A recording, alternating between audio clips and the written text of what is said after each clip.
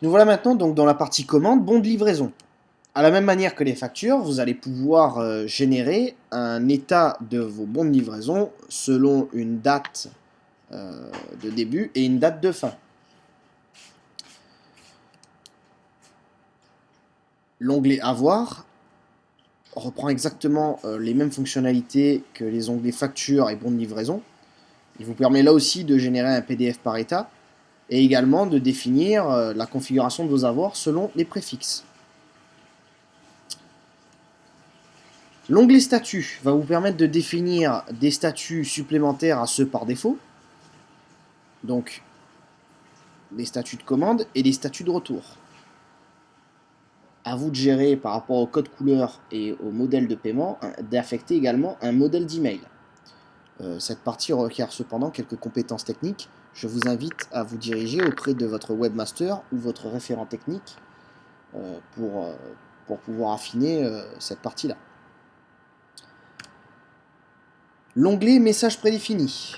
Souvenez-vous, lorsque nous étions sur l'interface de contact client, des messages prédéfinis sont proposés qui vont vous permettre de gagner du temps dans la gestion de réponses préformatées, telles que par exemple des délais de livraison suite à une commande, ou un problème particulier récurrent va vous permettre de créer un modèle d'email de façon à rapidement répondre à vos clients sans perdre de temps.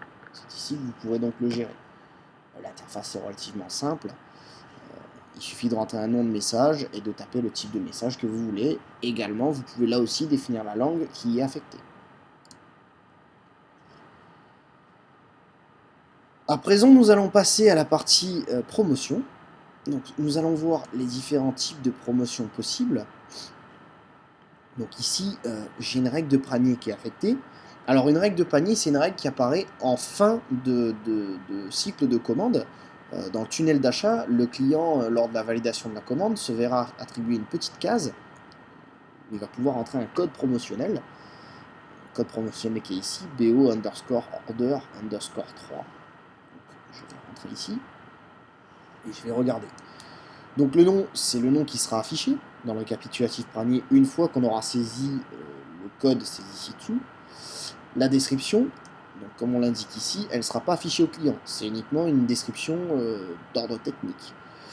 Une mise en surbrillance si vous voulez que le bon d'achat soit quand même affiché sous le panier, de manière à l'indiquer au client. À vous de voir l'utilité. De permettre l'utilisation partielle, c'est-à-dire qu'elle s'applique que si la valeur de la réduction est supérieure au montant total du panier. Traduction, si vous n'autorisez pas les utilisations partielles, la valeur du bon de réduction sera abaissée à la valeur du panier. Si en revanche vous autorisez des utilisations partielles, un nouveau bon sera créé avec le solde. Donc, le client pourra couper en deux le bon d'achat. Priorité, donc permet de définir une règle de priorité, c'est-à-dire si elle est prioritaire face à une autre règle, à vous de définir le numéro. Donc une règle avec une priorité 1 sera exécutée avant une règle de priorité 2. Enfin, vous pouvez définir s'il est actif ou inactif.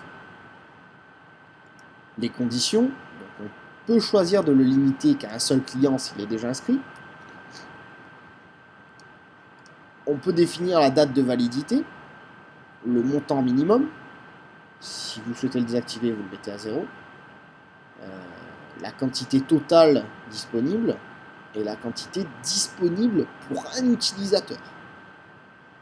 Vous pouvez sélectionner également les transporteurs qui sont impactés, les groupes de clients, ou encore uniquement le produit. Enfin, le ou les produits. Simplement en choisissant un produit.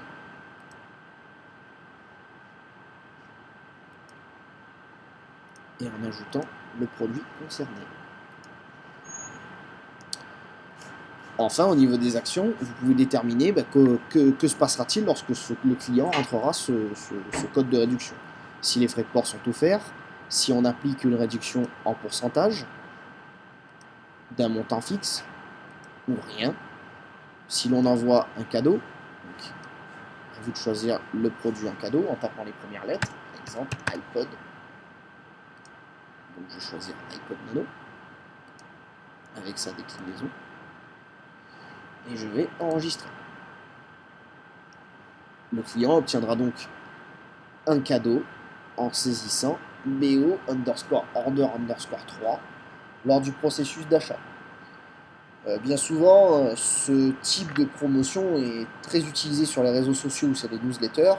Lorsque vous voulez lancer une campagne promotionnelle à grande échelle, générer un bon d'achat et par une petite communication, indiquer à vos clients, en utilisant le code choisi, qu'une réduction de temps peut être appliquée sur un ou les produits que vous souhaitez, de manière, encore une fois, à générer des ventes. Les règles de prix catalogue. Ici, c'est un peu différent. On va appliquer une règle de prix directement sur le catalogue.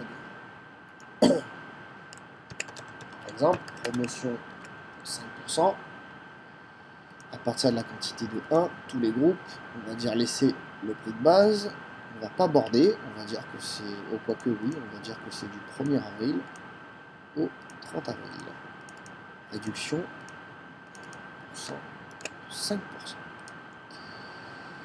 Alors, on va dire que tous les produits de la catégorie iPod, ajouter la condition,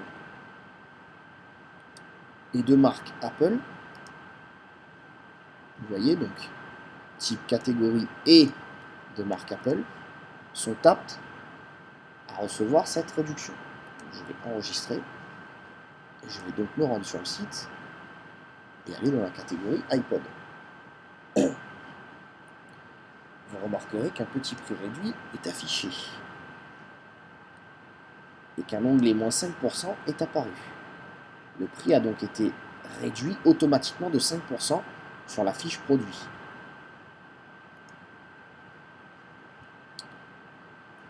Enfin, l'onglet marketing, il va vous permettre de gérer les différents modules d'ordre marketing. Donc c'est des modules que vous allez soit avoir à l'installation, soit que vous allez pouvoir intégrer plus tard directement auprès de l'équipe PrestaShop ou de votre webmaster.